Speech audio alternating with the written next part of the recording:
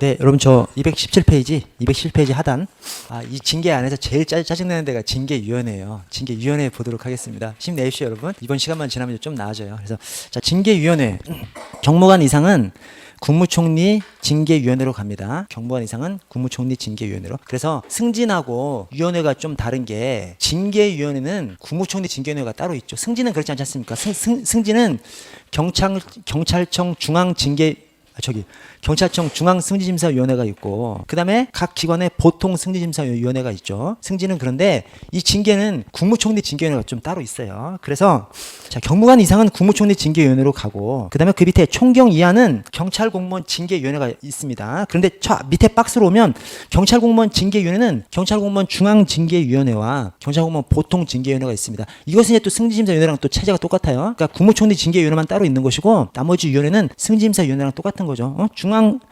중앙징계위원회 경찰청에 두고 그다음에 보통 징계위원회는 경찰청에도 있고 시도청에도 있고 또 경찰서에도 있고 경감 이상에 설치하고 자 다음 페이지를 보시면 다음 페이지 자 징계위원회 관할을 보시면 그러니까 이게 왜 헷갈리냐면 우리가 이것만 있으면 헷갈리지 않은데 승진 때문에 헷갈리는 것이거든요. 징계위원회가 있는데 승진 심사위원회에서 봤던 거랑 뭐 다른 것 같아서 엄청 헷갈립니다. 그래서 자 보시면 징계위원회는 국무총리 징계위원회가 있어요. 그래서 경무관 이상은 그쪽으로 가버리고 그 밑에 경찰공무원 중앙징계위원회가 경찰청에 두는데 거기가 총경 경정이 그쪽으로 갑니다. 자 그리고 그 밑에는 어떻게 보셔야 되냐면 그 밑은 아래 니은의 A를 보시면 니은의 A가 이게 경찰서 등이에요. 경찰서 등. 근데 표현을 장황하게 해놨어요. 왜냐면 경정 이상의 경찰 공무원을 장으로 하는 경찰서. 그냥 경찰서라고 하면 되잖아. 그렇죠. 이게 경찰서 왜냐면 경찰서장이 경무관 총경 경정으로 보하지 않습니까? 그래서 이게 경찰서를 말하는 거예요. 경찰서. 그래서 경정 이상의 경찰 공무원을 장으로 하는 경찰서. 그다음에 기동대 해양 경찰서 등 총경 이상의 경찰 공무원을 장으로 하는 경찰기관 및 정비창.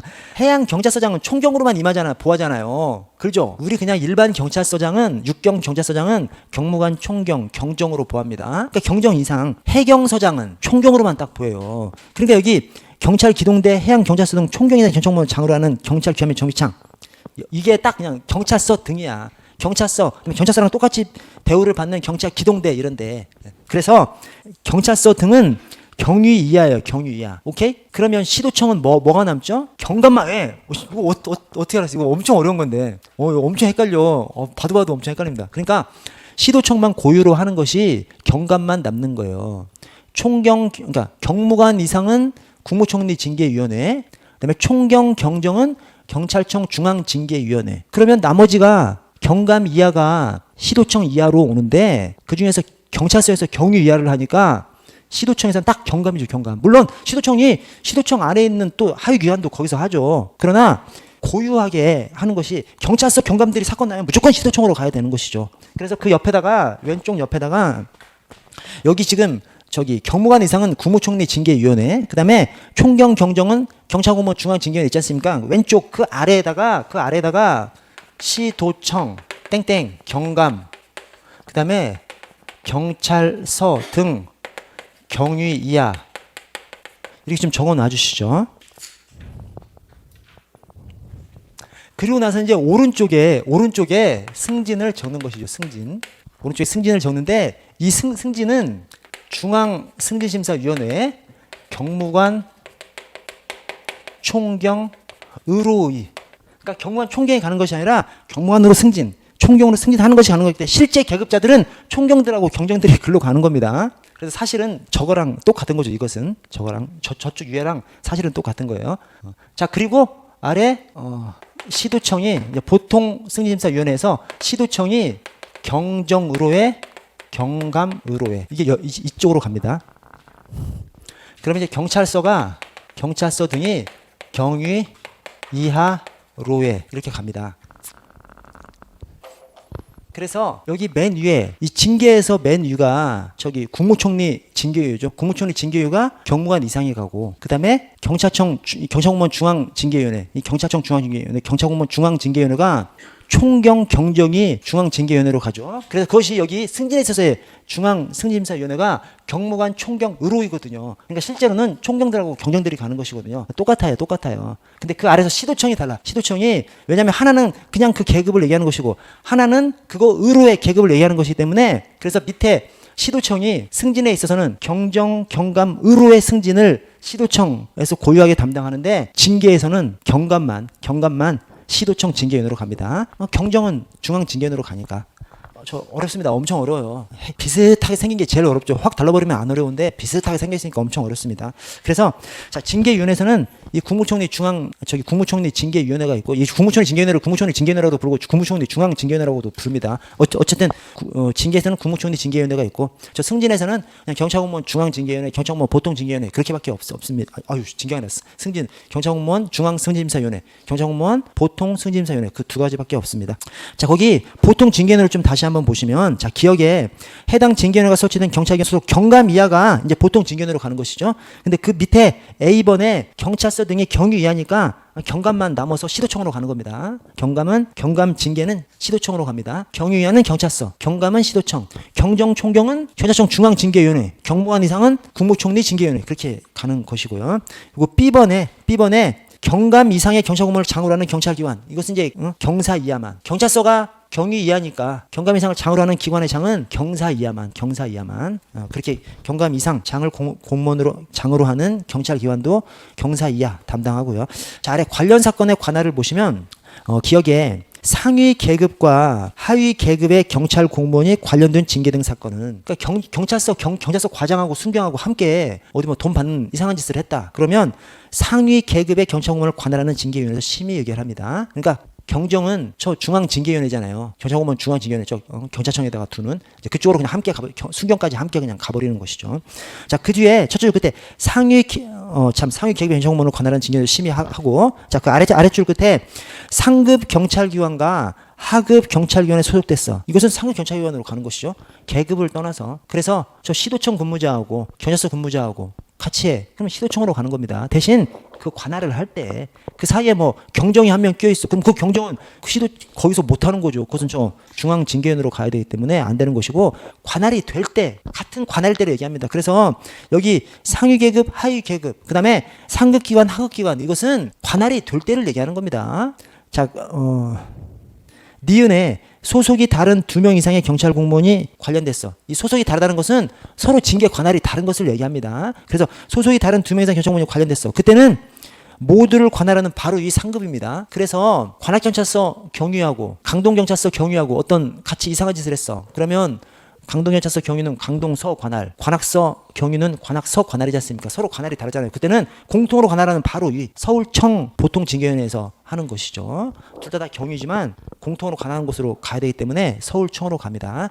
자, 관악서 순경하고 수원 남부서 순경하고 어떤 일을 공모해서 하면요, 공통으로 관할하는 바로 유예가 돼야 되죠. 그러면 서울청도 공통으로 관할이 안 되고 경기 남부청에서 어떻게 관악서를 가지냐고 안 됩니다. 경찰청까지 가는 겁니다. 경찰청 보통징계위원회에서 이 둘을 올려서 같이 합니다. 그래서 관할이 달라. 그럴 때는 공통으로 관할하는 바로 위 상급 경찰 관서에 설치된 징계위원회에서 하게 됩니다. 그래서 맨 앞에 상위 계급과 하위 계급, 그다음에 상급 경찰기관과 하위 경찰기관, 이것은 상위 계급자로 가고 또 상급 경찰기관으로 가. 이렇게 갈 때는 관할이 같을 때를 말하는 겁니다. 관할이 하여튼 관할에 속할 때를 말하는 거예요. 관할에 속할 때. 그러니까 관악서 경감하고 수원 남부서 경유하고 이상한 짓을 했다고 해보세요. 같이. 그러면 관악서 경감은 서울청이지 않습니까?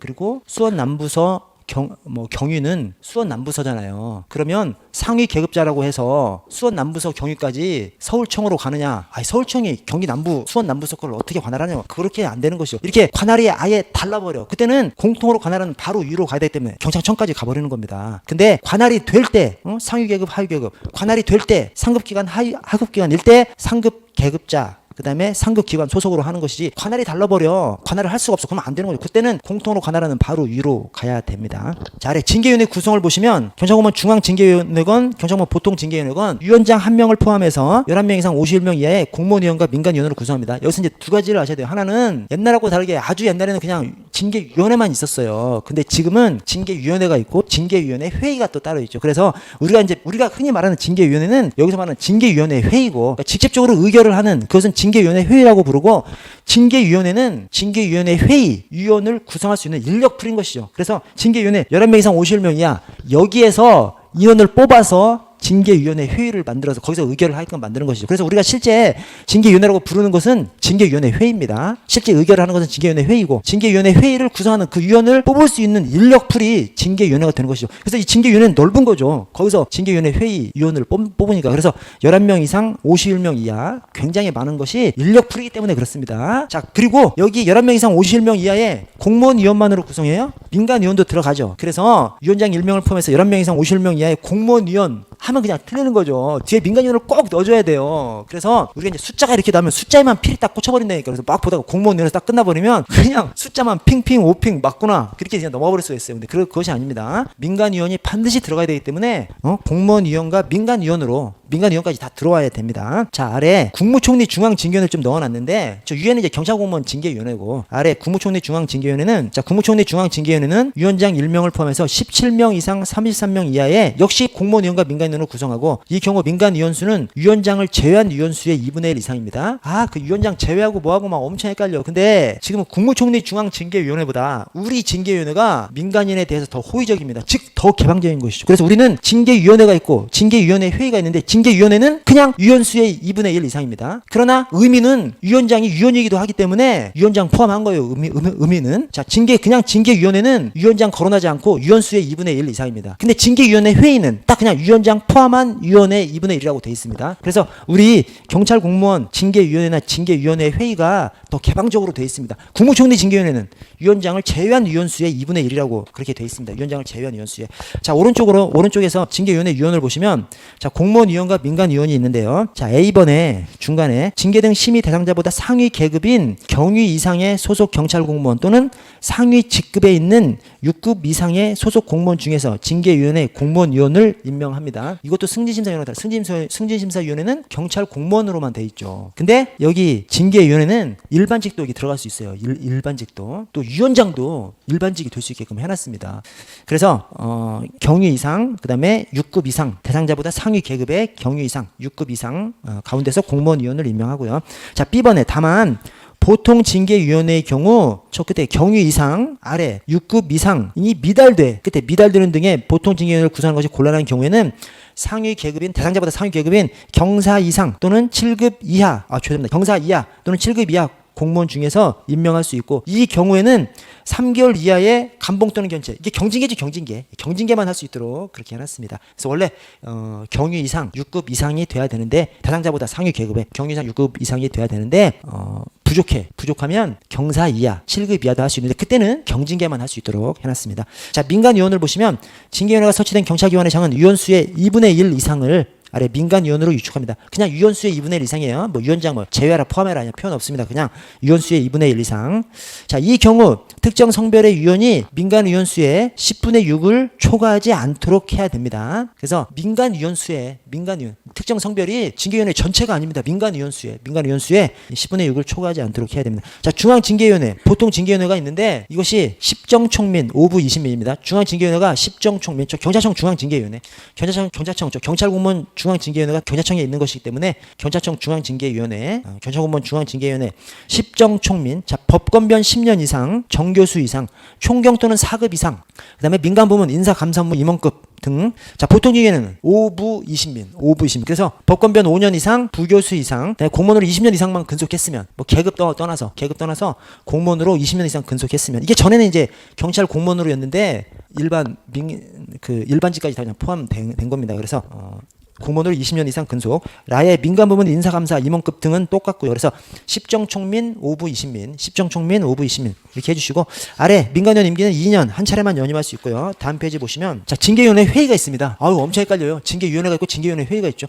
징계위원회는 인력풀, 징계위원회 회의가 진짜로 의결하는, 우리가 생각하는 징계위원회가 징계위원회 회의인 것이죠. 그래서 자, 징계위원회 회의, 자, 기억에 위원장과, 그러니까 위원장이 하나 있는 겁니다. 오케이? 위원장 하나 있고, 위원장과 그 다음에 징계위원회가 설치된 기관장이 회의마다 지정하는 4명 이상 6명 이하의 위원으로 성별을 고려해서 구성해. 그러니까 위원장을 합하면 5명 이상 7명 이하가 되는 거죠. 딱 맞는 거죠. 이 위원회는 통상 홀수로 구성하기 때문에 딱 찍은 것이 아니라 몇 명 이상 몇 명 이하면 그 홀수로 정하는 것이 경우의 수가 있어야 맞는 거죠. 그렇죠? 그러니까 위원장 더하기 기관장이 지정하는 4명 이상 6명 이하니까 합하면 5명 이상 7명 이하니까 5명으로 정한 건 7명으로 정하던 그렇게 하는 거죠. 오케이? 위원회는 통상 홀수로 정하니까 5명 이상 7명 이하가 돼야지. 그래야 이 몇 명 이상 몇 명 이하가 의미가 있는 거죠. 예를 들어서 위원장까지 지금 합했는데 4명 이상 6명 이하야. 그럼 통상 홀수로 정하니까 4명 이상 6명 이하면 5명밖에 안 되잖아요. 그때는 4명 이상 6명이라고 할 이유가 없지. 그냥 5명이라고 하면 되지. 그렇잖아요? 그런 겁니다. 그래서 징계위원회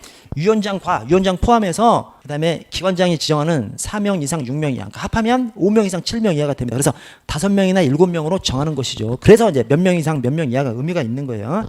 자, 그래서 성별을 고려하여 구성하되 민간위원회 수는 위원장을 포함한 위원수의 2분의 1 이상이어야 됩니다. 아까 징계위원회는 위원장 거론하지 않고 그냥 위원수의 2분의 1 이상이 민간위원회 하거든요. 국무총리 징계위원회는 위원장을 제외한 위원수의 2분의 1 이상이고, 뭐 이렇게 다 다르게 해놨냐. 그렇죠?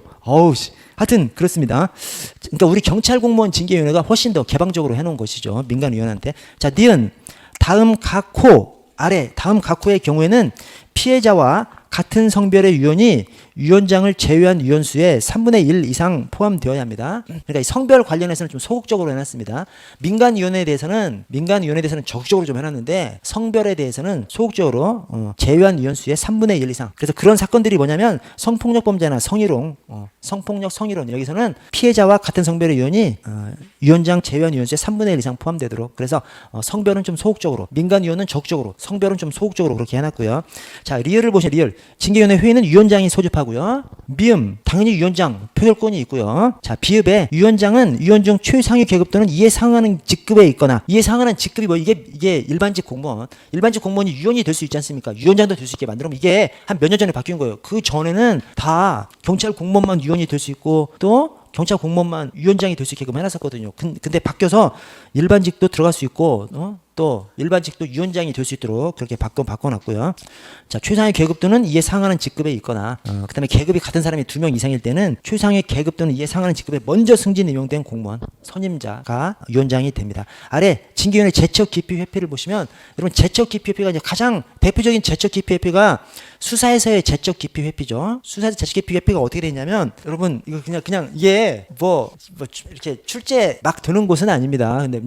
근데 이게 해당 부분을 막 틀려서 출제하지는 않아요. 그러나 그 주변에 있는 것들이 조금 출제되긴 하는데 딱 제가 말씀드린 것이 지금까지 출제되지는 않았거든요. 그러나 또 출제될 수는 있습니다. 그리고 보시다 보면 엄청 헷갈리는 상황이기 때문에 뭐냐면 수사에 있어서 제척 기피 회피가 제일 기본적인 제척 기피 회피죠. 근데 수사에 있어서 제척, 기피, 회피가, 자, 제척은 당연히 제척되는 겁니다. 어떤 그 공무원이 그 직무를 다 맡으면, 수사니까 그 경찰 공무원이 그 수사를 맡으면 불공정하에 그 사유를 법정한다면 정한 다음에 거기에 대해서 그냥 제척된다. 당연히 강행적으로 제척된답니다. 제척은. 그러니까 제척되는 사유를 딱 규정한 것이죠. 그러니까 당연히 그냥 그 사유가 있으면 제척된답니다.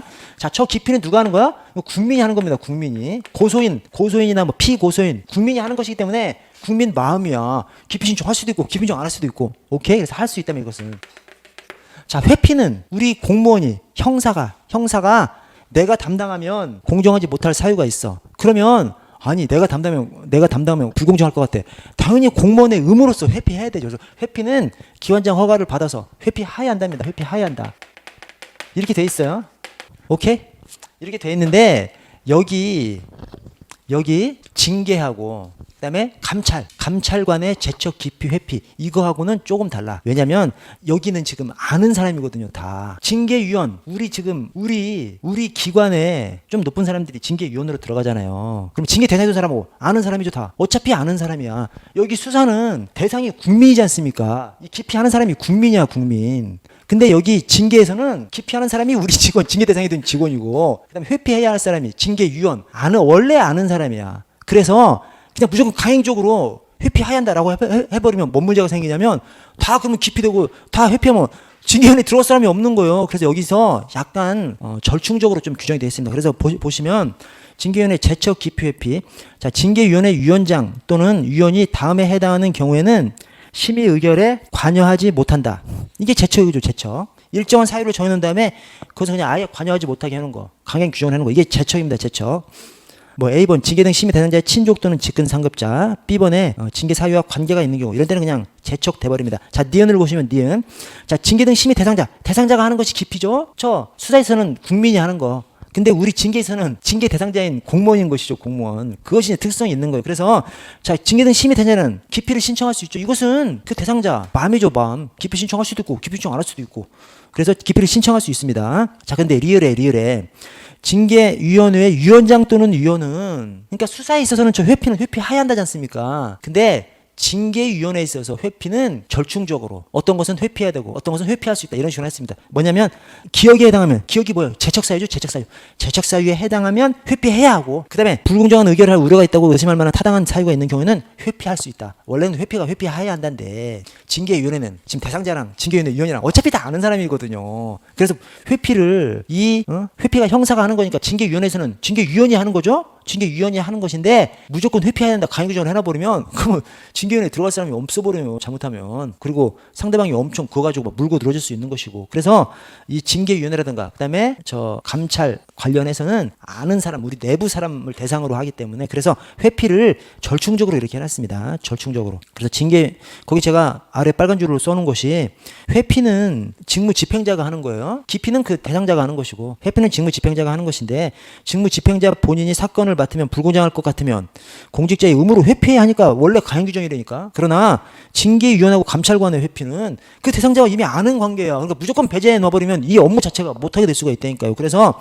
절충적으로 규정하는 것이 재척사유에 해당하면 회피해야 하고 그 외 불공정한 사유가 있으면 회피할 수 있다. 이렇게 절충적으로 규정해 놓은 것이 이 징계위원하고 저 감찰관의 회피하고 똑같게 그렇게 해놨습니다.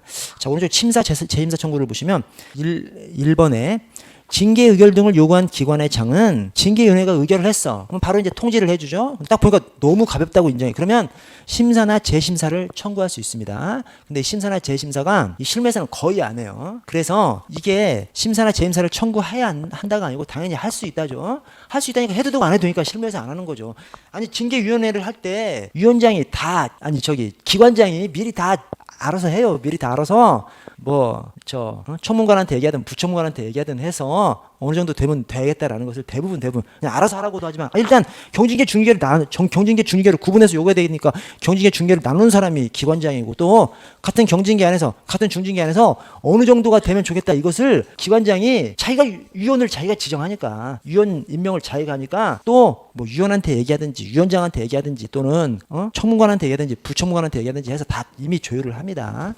그래서 이렇게 심사나 재심사를 청구하는 경우가 현실에서는 없어요. 저는 한 번도 못 봤어요. 저는 한 번도 못 봤어요. 왜 그래? 임의 규정으로 돼 있으니까 청구해도 되고 안 해도 되니까 그러는 거죠. 그래서 임의 규정으로 돼 있다는 거 생각해 주시고요.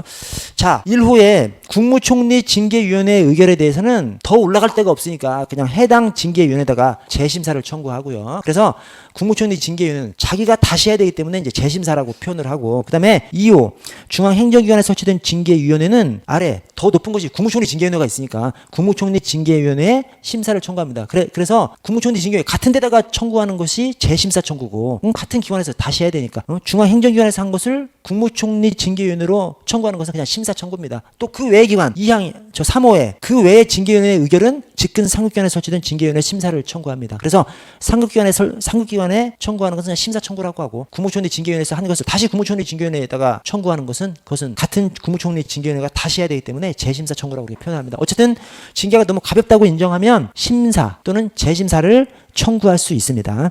자, 이번에 중간에 심사나 재심사가 청구된 경우에는 다른 징계 사건에 우선해서 심사나 재심사를 하야 합니다. 그래서 하여튼 징계는 하는 것은 다 하야 한다고 표현을 하고 있어요. 하야 징계하는 것은 다 하야 한다라고 해놓고 대신 저 심사 재심사는 청구할 수 있다.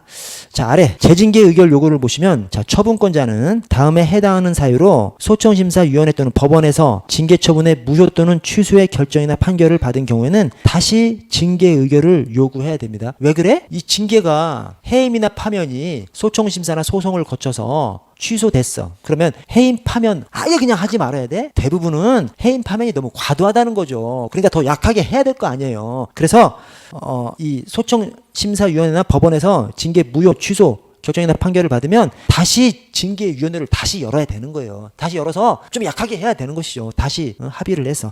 자, 다만 끝에 3회 사유로 이 3회 사유가 징계 양정 과다. 3회 사유로 무효 취소의 결정이나 판결을 받았으니까 너무 과하다고는 이유로 감봉 견제 처분, 즉 경징계를 받은 것에 대해서는 징계 의결을 요구하지 아니할 수 있다. 다시 징계 의결을 요구하지 않아서 그냥 끝내버릴 수 있는 것이죠. 왜? 경징계가 과도하다고 하면 더 밑으로 갈 게 뭐가 있어요. 그래서 경징계 예컨대 뭐 감봉 2월이나 감봉 3월이야. 그러면 이제 또 뭐 재징계 의결 요구를 해도 되지. 그러나 견책이나 감봉 1월 정도야. 아이 그러면 그냥 더 약하게 해야 되면 그 밑에 뭐가 있어. 없으니까 그냥 재징계 의결 요구하지 않고 다시 징계위원회 열지 않고 그냥 바로 그냥 종결해도 되도록 해놨습니다. 자 다음 페이지 보시면 자 징계에 대한 구제. 자 소청이 있고 행정소송이 있습니다. 자 소청은 징계처분을 받은 자는 처분사유 설명서를 받은 날부터 30일 이내 소청심사위원회 심사를 청구할 수 있습니다. 30일 이내 굉장히 짧게 해놨어요. 이게 이 소청심사가 특별한 행정심판의 하나죠. 그런데 통상 행정심판은 90일, 180일이에요. 안날로부터 90일, 있은 날로부터 180일인데 행정소송은 90일 1년이고요. 그런데 소청심사는 굉장히 짧게 해놨습니다. 이 너무 과도하게 짧게 해놨어요. 그래서 이 소청심사를 깜빡 놓쳐버리는 경우가 있다니까요. 그래서 특히 형사처벌 받는 사람들, 형사처벌 받으면 구속돼 버리는 경우가 있잖아요. 나 그냥 구속돼 버렸어. 근데 바로 또 징계해 버리는 경우가 있어요. 구속됐는데 바로 그냥 해임 파면 시켜버리는 경우가 있습니다. 그때 해임 파면 당했는데 형사 사건은 재판 걸고 이 징계는 30일 안에 소청을 제기를 못해가지고 이 소청심사가 행정소송을 걸려면 반드시 소청심사가 거쳐야만 행정소송을 할 수 있거든요. 그래서 징계 처분에 있어서 소청심사를 걸어놓지 못하면 행정소송도 그냥 무용지물에 못하게 돼 있습니다. 그래서 형사사건은 살아나는데 공무원은 못 살아나는 사람들이 있어요. 그래서 그때 이제 주장하는 것이 무효라는 주장을 합니다. 왜냐? 무효면 제소기간 제한 없이 언제든 할 수 있고 또 행정심판 전치 없이 행정심판 거치지 않고 행정소송 제기해도 되거든요. 근데 무효라는 것이 잘 받아들여지지 않죠.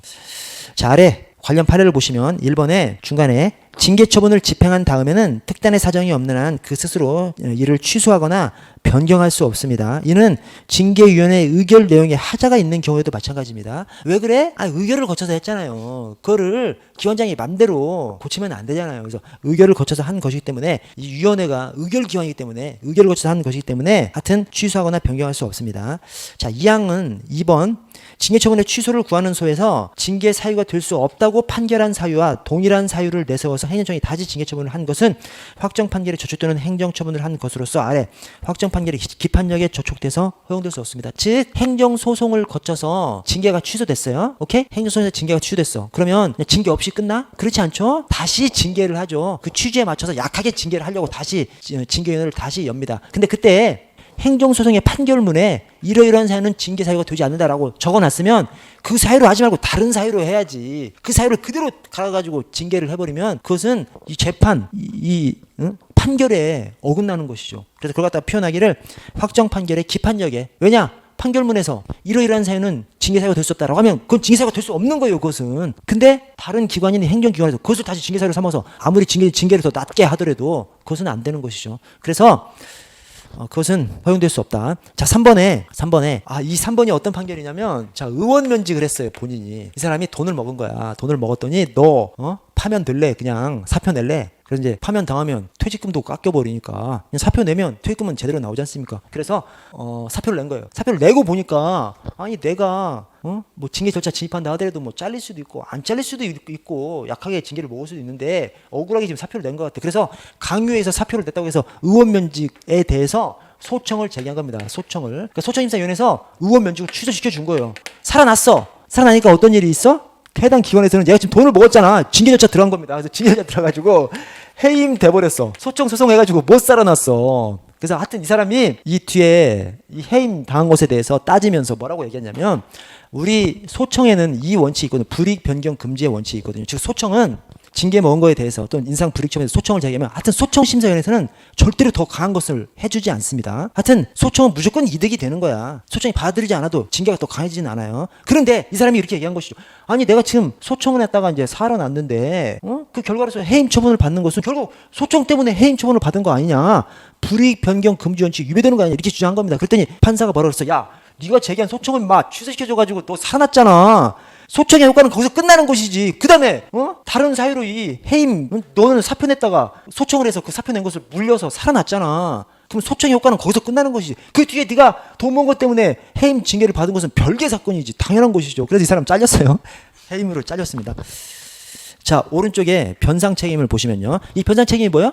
행정상 책임의 하나인 변상 책임이죠. 이 공무원이 뭔 잘못을 하면 행정상 책임이 있고 형법상 책임, 형사상 책임이 있고 민사상 책임이 있죠. 행정상 책임 안에 변상 책임이 있고 저 민사상 책임 안에 손해배상 책임이 있죠. 그래서 이 변상 책임은 국가한테 물어주는 겁니다. 민사상 책임, 손해배상 책임은 그 피해자 국민한테 물어주는 것이고 이 변상 책임은 국가한테 물어주는 겁니다. 국가한테. 공무원이 국가한테 물어줘야 하는 경우가 있죠. 어떤 때? 두 가지가 있습니다. 하나는 일을 하면서 뭔 국가한테 뭘 부수거나 뭐 잘못했을 때 물어줘야지. 또 하나 국가 배상을 해줬어. 근데 그 원인이 공무원한테 고의 중과실이 있어서 국가 배상을 해줬어. 그러면 국가가 그 공무원한테 토해내 이 구상권을 행사합니다. 이 구상이라는 것이 물어줘야 하지 않을 사람이 물어준 다음에 진짜로 물어줘야 할 사람한테 토해내라고 하는 것이 구상입니다. 근데 국가 배상이 국가가 잘못한 것이 아니잖아. 국가라는 것이 뭐 실체가 없으니까 실제로는 공무원이 잘못한 것이죠. 근데 그렇게 해서 물어줬는데 공무원한테 고의 중과실이 있어. 그러면 국가가 공무원한테 물어내, 너 토해내 이렇게 합니다. 그걸 갖다가 이 변상 책임이라고 합니다.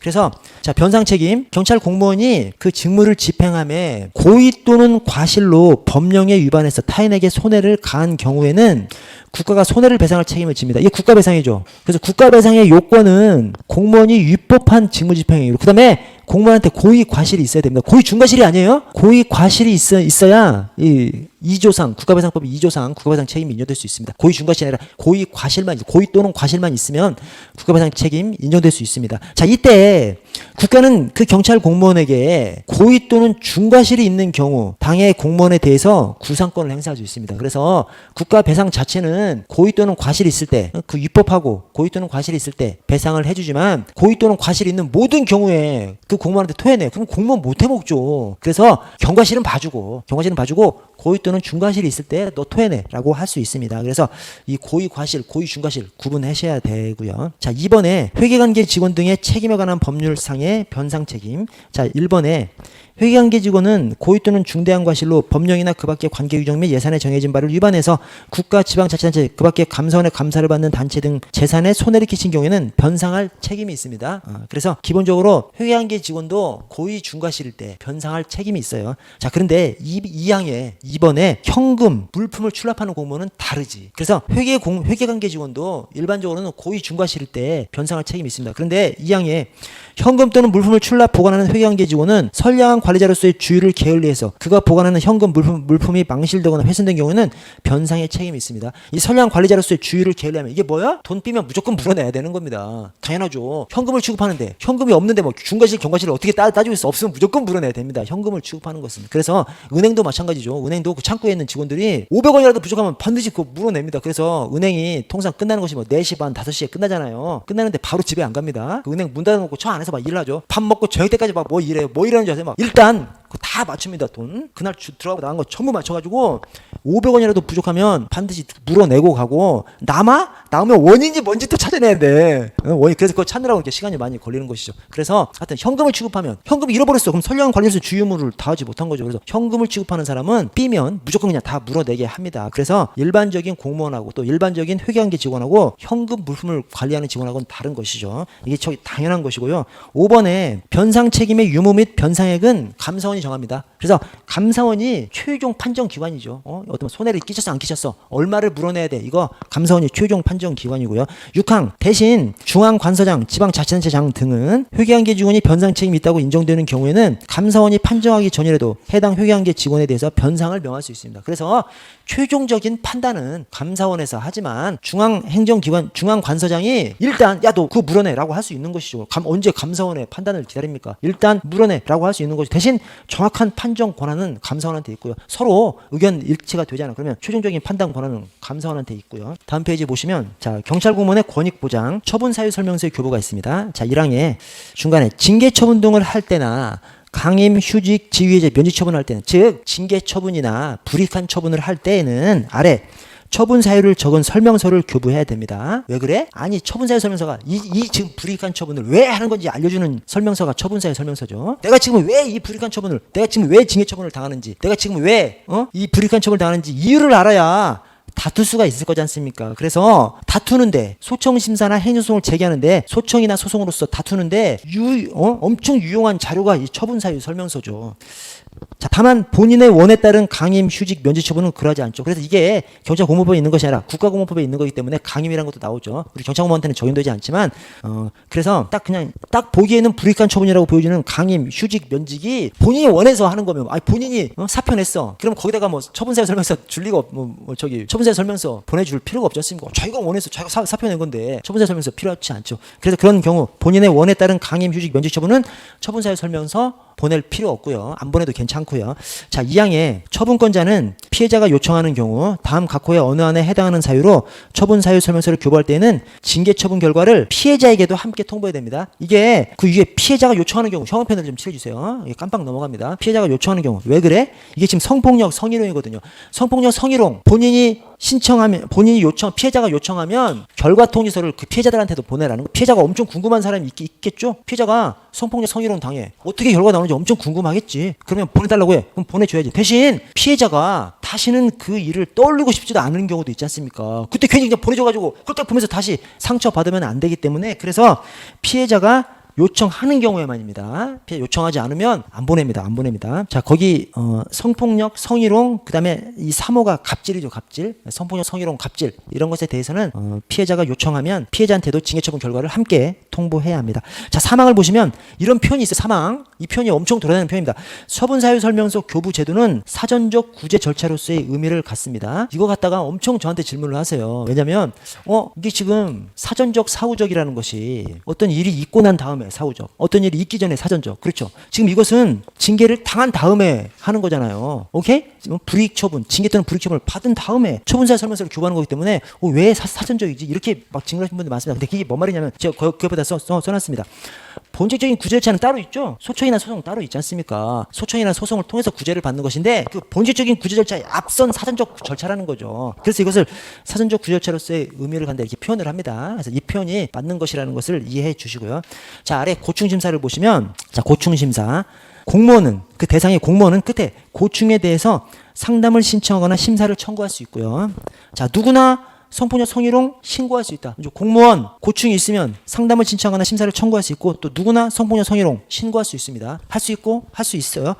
자, 아래 경찰 공무법을 보시면 1항에 저 중간에 경찰청 그 뒤에 시도자치경찰위원회 시도경찰청 대통령령으로 정하는 경찰관 이 대통령령으로 정하는 경찰기관 안에 경찰서하고 또 경감 이상 장으로 하는 기관 있습니다. 징계위원회랑 똑같습니다. 경찰서 또 경감 이하 장으로 하는 기관에 이 고충심사위원회를 둡니다. 근데 특별히 시도자경위도 거기 들어가 있어요. 시도자경위도 들어가 있다. 이것을 이제 알아두시고 그다음에 경감 이상 기관에 설치하는 것은 요 다음에 또 나오니까 그때 보시고 자, 2항을 보시면 경찰공무원 고충심사위원회 심사를 거친 재심 청구와 또 경정 이상의 고충 그러니까 한 번 했다가 다시 재심 청구하는 거 그것하고 그다음에 경정 이상의 그냥 고충은 국가공무법에 따라 설치된 중앙고충심사위원회에서 합니다. 이 중앙고충심사위원회가 소청심사위원회가 중앙고충심사위원회 역할을 합니다. 그러니까 이 중앙고충심사위원회가 경찰청에 있는 것이 아니에요. 소청심사위원회가 관할하는 중앙고충심사위원회에서 이 재심 청구와 경정 이상의 고충의 재심 청구, 경정 이상의 고충은 소청심사위원회가 관장하는 중앙고충심사위원회에서 합니다. 그래서 우리 의결 종족수 할 때 소정 3위 출가가 있고 그다음에 소정 3위 출가가 있고 공고 5 출가가 있잖아요. 소정 3위 출가, 공고 5 출가. 그래서 소청심사위원회 그다음에 정규임용심사위원회는 최적 3분의 2 이상 출석에 출석 과반수 찬성으로 의결합니다. 또 공고 5 출가, 공개수배위원회하고 고충심사위원회, 우리 경찰 고충심사위원회는 공고 5 출가, 위원 5명 이상의 출석과 그다음에 출석 과반수의 찬성으로 의결합니다. 공고 5출가. 근데 그 공고 5출가의 고충심사위원회가 경찰 고충심사위원회만 그래요. 이 소청심사위원회가 담당하는 중앙고충심사위원회는 소청심사위원회에서 담당하기 때문에 소청심사위원회 의결 종수를 따라버립니다. 그래서 소정 3위 출가, 제적 3분의 2 이상 출석에 출석 과반수 찬성을 따라가 버립니다. 그래서 하여튼 중앙고충심사위원회, 소청심사위원회가 관장한다. 기억하셔야 되고 자, 오른쪽에 자, 국가공무법상 여러분 저 좀 쉬었다가 15분에 시작할게요. 15분에.